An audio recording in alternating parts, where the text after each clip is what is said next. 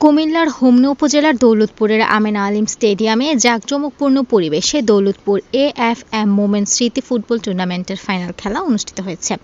এতে বাঞ্ছারামপুর উপজেলার হায়দরনগর একাদশকে হারিয়ে গৌরীপুর দাউদকান্দি উপজেলা চ্যাম্পিয়ন হয়। নির্ধারিত সময় খেলা ড্র হলে খেলা গড়ায় টাইব্রেকারে ৫-৩ গোলে হায়দরনগর একাদশকে গৌরীপুর ফুটবল একাডেমি হারিয়ে বিজয়ী হয়।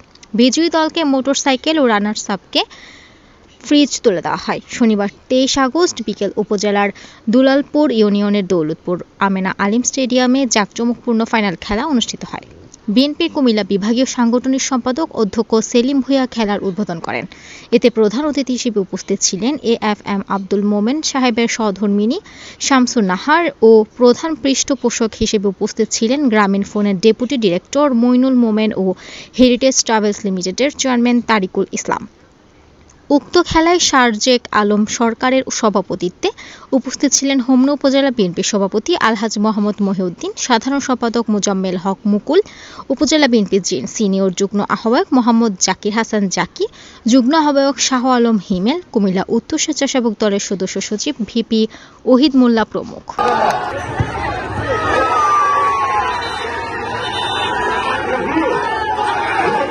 সবাই একটু ছবি তুলে নেবেন। আমাদের এএফএম আব্দুল মোমেন স্মৃতি ফুটবল টিম গৌরীপুর টিমের ধন্যবাদ। সপ্তম কিশোরকে গৌরীপুর অভিনন্দন।